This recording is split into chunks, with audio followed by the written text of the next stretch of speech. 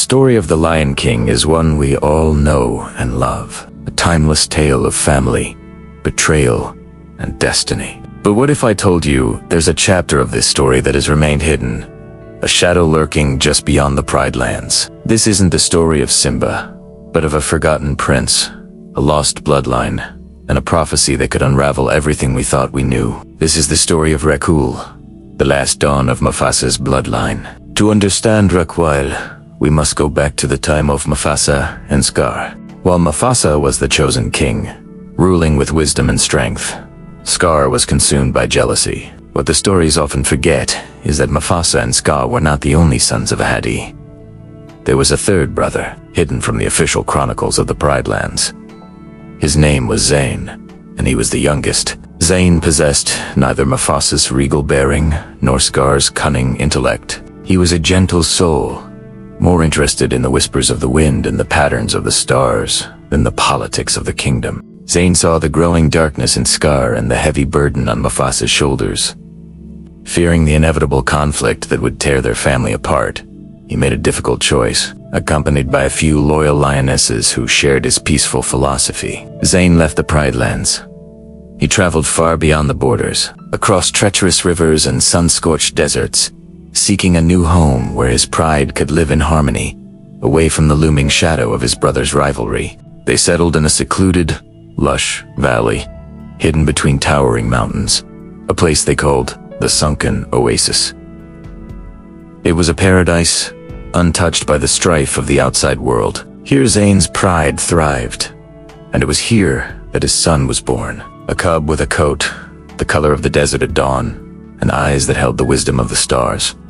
They named him Rakuul. Zayn raised his son with stories of the Pride Lands, not of power and kingship, but of a beautiful home, of a noble grandfather named Ahadi, and a great uncle named Mufasa. Rakuul grew into a strong and compassionate leader. He was a skilled hunter, but his true strength lay in his ability to listen and understand. He learned the language of every creature in their valley, from the smallest mongoose to the mightiest elephant. Under his rule, the Sunken Oasis flourished, a testament to his father's dream of a peaceful kingdom. He knew of his royal lineage, of the great Mufasa.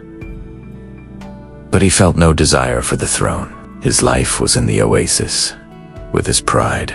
But peace is a fragile thing. As the years passed, a devastating drought began to creep across the lands, even reaching the borders of their hidden valley. The water sources started to dry up, and the herds grew thin. Desperate, Rakuul knew he had to do something. The elders of his pride spoke of a legend, a prophecy tied to the royal bloodline of the Pride Lands.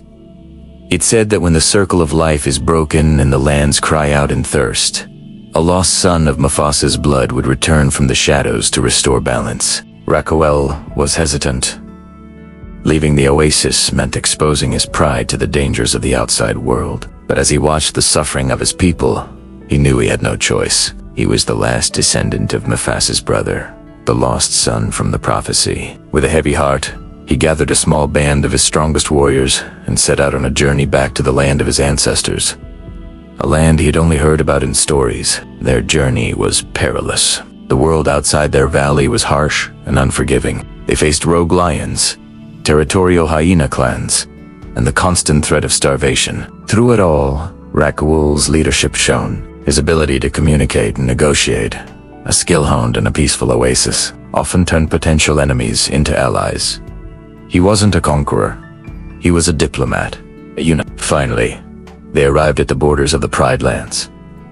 But what they found was not the vibrant kingdom from Zayn's stories. It was a desolate wasteland, ravaged by Scar's tyrannical rule and the subsequent chaos. The land was barren, the animals had fled, and Pride Rock stood as a grim monument to a broken kingdom. Simba had since returned and defeated Scar, but the scars on the land and its inhabitants ran deep. The recovery was slow, and a lingering sense of despair hung in the air. Rakuul's arrival was met with suspicion. To the lions of Pride Rock, he was a stranger, an outsider with a wild tale of a lost brother and a hidden pride. Simba, now a wise but weary king, listened to Rakuul's story. He saw the honesty in his eyes and recognized the faint echo of Mufasa's nobility in his demeanor. Bakovu, ever protective of his new family, was wary. He saw Rakuul not as a savior, but as a potential rival to Kiara's future reign. The tension was thick.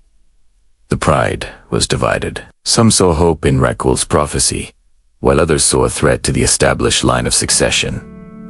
Rakuul had no interest in the throne. His only goal was to fulfill the prophecy and save the land, for his own people and for the legacy of his family. He demonstrated his unique skills, showing the Pridelanders how to find hidden springs and cultivate resilient plants, knowledge passed down in his isolated valley. The true test came when a new threat emerged. A legion of ferocious, drought-maddened crocodiles, led by a monstrous alpha, had been driven from their dying riverbeds, and now threatened to seize control of the last remaining waterhole in the Pride Lands.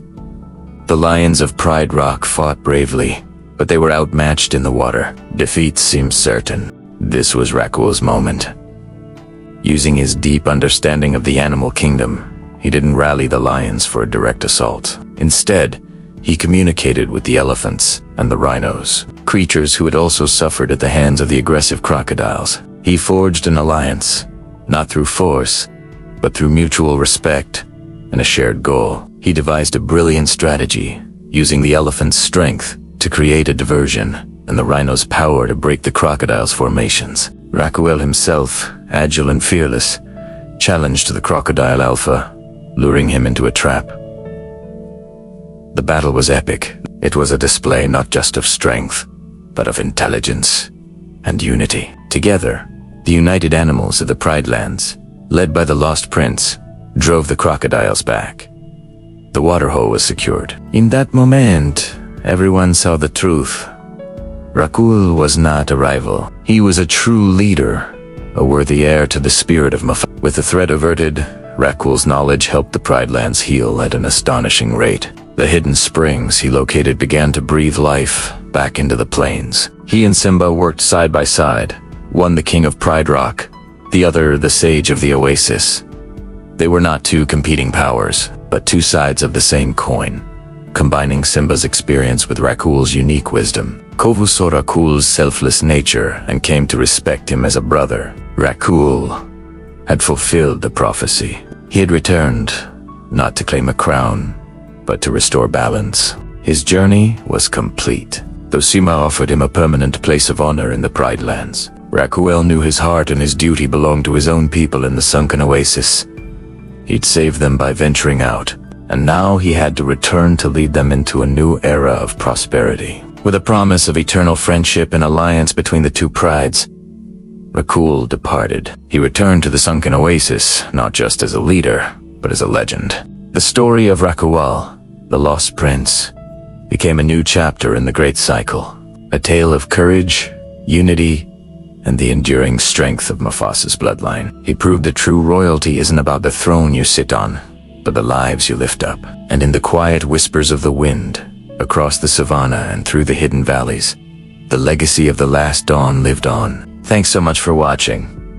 What do you think of Rakuul's story? Let me know in the comments below. And if you love diving deep into the hidden lore of your favorite stories, make sure to like, subscribe, and hit that notification bell so you never miss an adventure. See you next time.